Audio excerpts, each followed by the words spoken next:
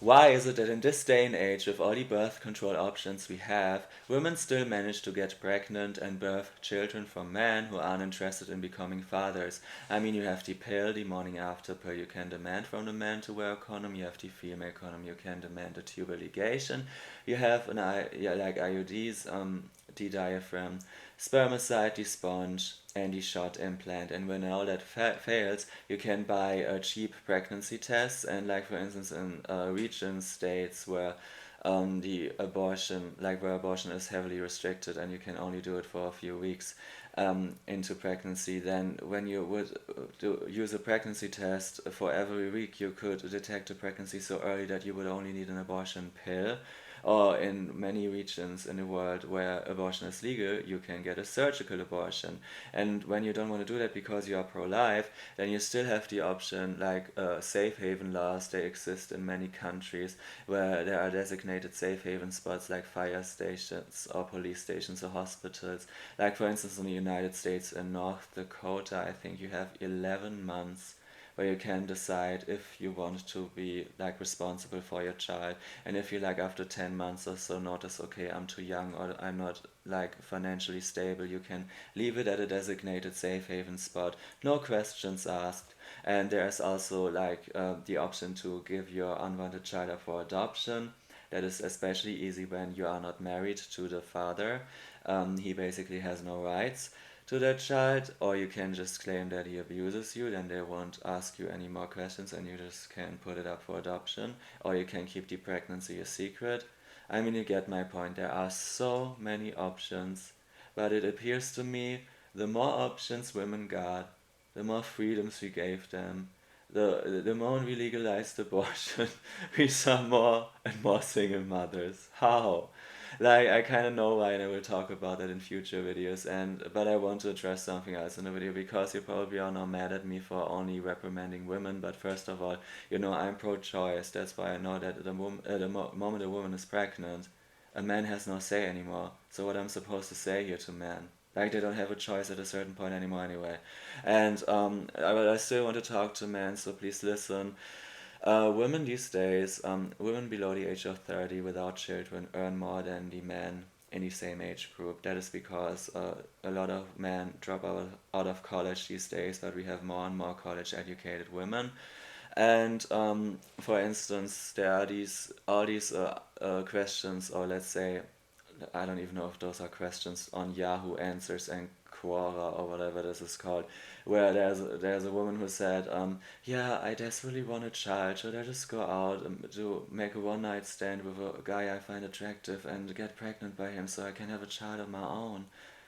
That this is even considered, it's complete craziness. And there was also a discussion I had on X like a few weeks ago, and there was this woman who said that she has a boyfriend, and when he was 20 years old, he was in a relationship with a woman who was in her 30s. And after a few weeks, she broke up with him because she got pregnant. She said she just wanted a young guy who she can have children with, and then she left him. And the thing is, in these two examples I just showed you, they can still later decide to demand child support you because some men probably now think, oh, that's great, I can just simply reproduce without caring about children. But you have to keep in mind, you will still for the rest of your life have it in the back of your head that there's your DNA walking around somewhere. And the thing is, as I just mentioned before, unmarried men don't have access to their children. So if you at one point decide you want to be involved, these women have the right to like deny that. And in general, like, don't you want a child with someone you love, like want to raise it together with, and not just a random one night stand? And like some old woman who is like desperate to have a child and only goes into a like this is an actual thing. There are lesbians who just randomly go in relationships with men, like they hide the fact that they are lesbian, and they pretend to be in love, and then they get pregnant and go back to their female partner, and the man looks like an idiot. And there was also this disgusting case on Reddit where a 19-year-old guy described how his best friend, who was 25, like they were friends with benefits. So please listen, guys, because I know a lot of you are in these relationships, in these friends with benefits relationships. And yeah, she told him that she's on a pill or something, and then they had sex like usual, and then she got pregnant on purpose. Like he asked on Reddit, was I trapped? Obviously. And I thought it was so disgusting, and I'm not talking about like the age difference so much because he was above the age of consent, but I'm just saying she isn't old with 25, but at least she got to her early 20s to live for herself, and the fact that she got pregnant at 25 shows that she didn't want to be a mother at 19 either, and to do this to a teenage boy, sorry, this is revolting because he had his whole life ahead of him, and he has now this responsibility because a lot of men have these natural instincts to then be responsible.